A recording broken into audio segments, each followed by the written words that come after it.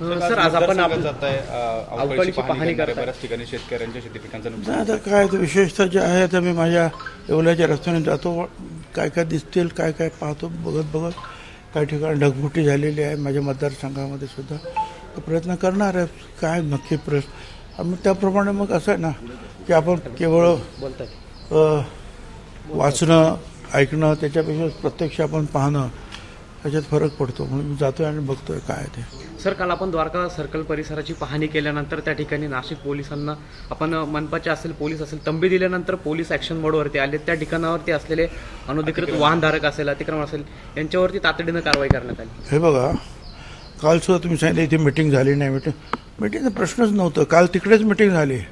सगळे अधिकारी तिकडे होते.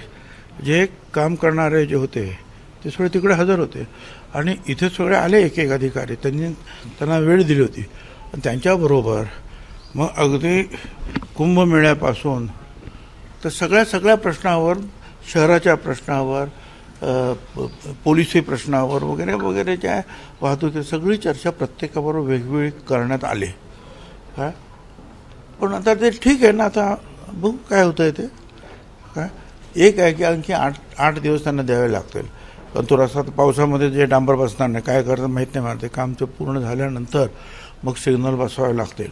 मग सिग्नल बसवल्यानंतर ते सिग्नल जे आहेत प्रत्येक ठिकाणून या बाजूने किती गाड्या येतात, ह्या बाजूने किती गाड्या, इकडून बाजूने किती गाड्या येतात त्याप्रमाणे त्या सिग्नलला वेळ द्यावा लागेल. त्याला मॅपिंग करावं लागेल आणि ते सिंक्रोनाइज करावं लागेल. तर त्याला वेळ लागेल. तर खरं तर बच्चू कडू यांचं जे आंदोलन आहे ते आता स्थगित झालेलं आहे. 2 ऑक्टोबरपर्यंत त्यांनी मुदत दिली आहे. कर्जमाफीचा महत्त्वाचा प्रश्न आहे. ग्रामीण भागातील शेतकऱ्यांचा जो कर्जमाफीचा अनेक दिवसांपासून प्रश्न प्रलंबित आहे. सरकार देखील आता काही अंशी पुढे आल्याचं पाहायला मिळत आहे. काय नेमकं त्यावर निर्णय होऊ शकतो मला काही माहिती नाही. तो मंत्रिमंडळाचा निर्णय आहे आणि जिथे जिथे आर्थिक प्रश्न गुंतलेले असतात ते सगळे प्रश्न जे आहे हे मंत्रिमंडळामध्ये सोडवले जातात. शिवसेनेत जे बंड झालं ते रश्मी ठाकरेंमुळे झालं असं काय त्यावरती शिवसेनेचं काय शिवसेनेमध्ये जे बंड झालं होतं किंवा त्यामध्ये जे राजकीय बाबतीत जे निर्णय आहेत ते रश्मी ठाकरे घेतात असं भरत गोगावले म्हणतात. मला काय कल्पना. मी शिवसेनेमध्ये नाही आता अनेक वर्ष म्हणजे झाले 35 वर्ष. तर आता कोण निर्णय घेतं शिवसेनेत मी काय सांगू. आधीपासूनच जे शिवसेनेमध्ये जी खलबतं चालली नाही आधी होतं मी होतो त्यावेळेला बाळासाहेब ठाकरे स्वतःच निर्णय घ्यायचे ना. आणि दुसरं आहे की नारायण राणे असतील किंवा तुम्ही पण इच्छुक होता मध्ये ठाकरेंच्या त्यावेळेच्या शिवसेनेमध्ये जाण्यासाठी पण रश्मी ठाकरे हे सगळ्या गोष्टींमध्ये हस्तक्षेप होते. मी एकदा बाहेर पडल्यानंतर परत काही जाण्याचा माझा काही मुद्दाच नव्हता. समजला ना. त्यामुळे मी तर तसा काही प्रयत्नच केला नाही की त्यांच्याकडे जाण्याचा. त्यामुळे चुकीचे काही वाक्य माझ्या तोंडात टाकू नका. नारायण राणे देखील जाण्यात इच्छुक होते असं अजिबात नाही. काही इच्छुक वगैरे बाळासाहेब होते तोपर्यंत कदाचित कोण काय प्रयत्न करत असतील काय गोष्ट. पण त्याच्यानंतर मी तर निघाल्यानंतर जे काही रणकंदन झालं तुम्हाला कल्पना आहे. मी तर रेव्हेन्यू मिनिस्टर झालो. त्याच्यानंतर बऱ्याचशा ठिकाणी जे महाराष्ट्रामध्ये माझ्या विरुद्ध निदर्शनं झाली तो भाग वेगळा.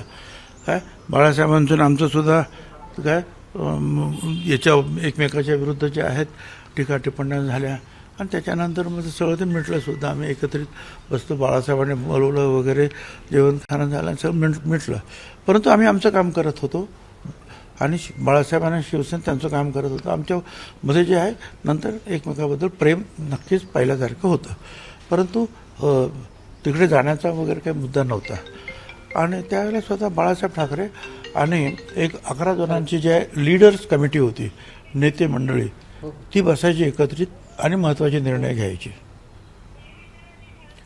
ठीक आहे. धन्यवाद. सर नाशिकच्या पालकमंत्री पदाचा प्रश्न मला माहीत नाही आहे. मी तुम्हाला सांगितलं की मला त्याच्यामध्ये काही वादविवादात पडायचं नाही.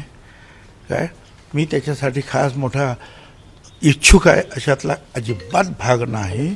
काय नाशिकचा एक बालक म्हणून मागेच सांगितलं मला नाशिक आणि नाशिक जिल्ह्यासाठी जे काही करायचं आहे त्याच्यासाठी मी मंत्री असो आमदार असो नसो मी प्रयत्न करीत राहणार. त्याच्यामुळे तो माझंच येत नाही. सिंहस्थचे कामं सुरू आहे. पालकमंत्री नाहीये. बऱ्याच कामांना ते आता विलंब होतो. मुख्यमंत्री स्वतः लक्ष देत आहेत त्याच्यामध्ये. सर जी ठाकरे आणि फडणवीसांची भेट झाली होती राज ठाकरे याच्यावरनं सामनामधून रोखठोकमधून दावा करण्यात आला की या भेटीमागचं इत्थंभूत पुरावे माझ्याकडे आहेत म्हणून अशा पद्धतीचं मला काय माहिती नाही.